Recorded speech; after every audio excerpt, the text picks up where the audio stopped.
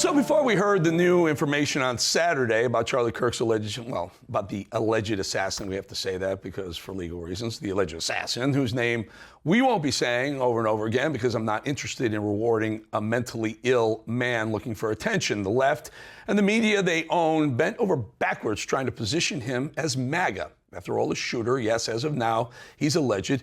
The shooter comes from a conservative family, but the fact is, and we know the left absolutely hates facts, especially ones that hurt their agenda. Fact is that this is a propagandized, murderous leftist, of which there are too many these days. And I'm sick and tired of the world pretending that there isn't an army out there willing to kill and even die for their twisted cause on the left.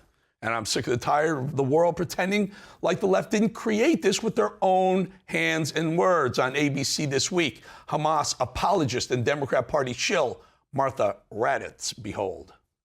And anything new on the investigation? You say he admitted that, confessed?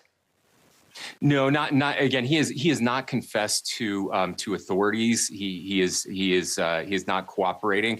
But all the people around him are cooperating, and I think that's very important.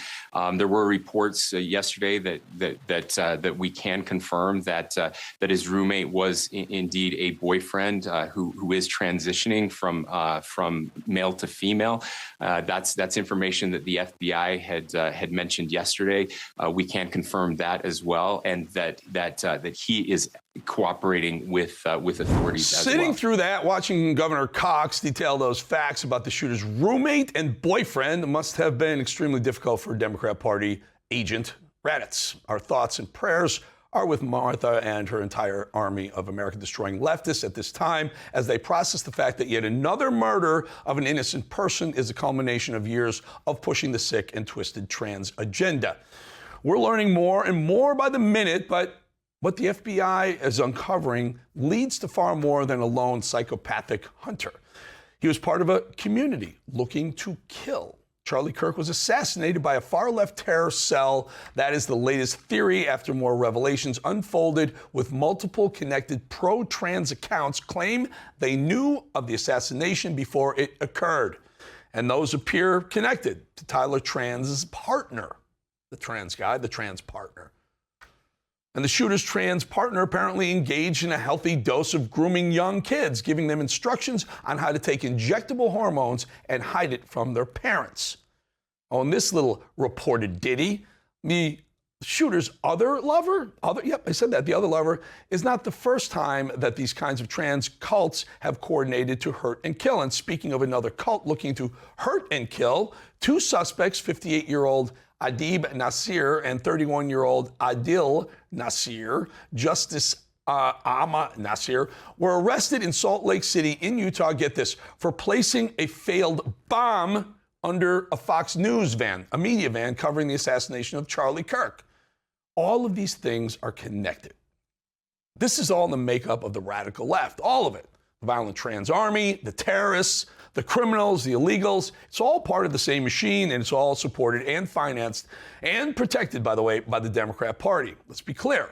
I'm not declaring war, not by any means, but I am saying that one side of this country has clearly declared war on the other, on us. Here's Virginia College Republicans president.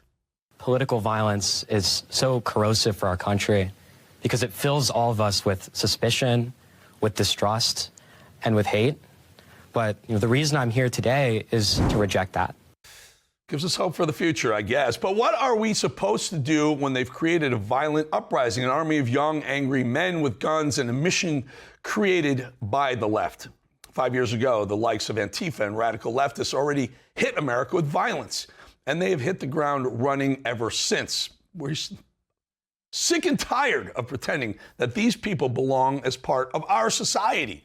I'm also sick and tired of pretending that these people should be allowed to walk amongst us. The problem is that the left made them feel like they're gods above the rest of society. The left made them feel like coddling people with mental illness is acceptable. Not just acceptable, more important, above all else.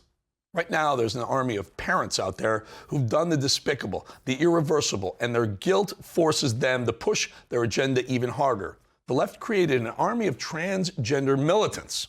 They've created a cult of violence and of murder. I'm sick and tired of pretending that's not true.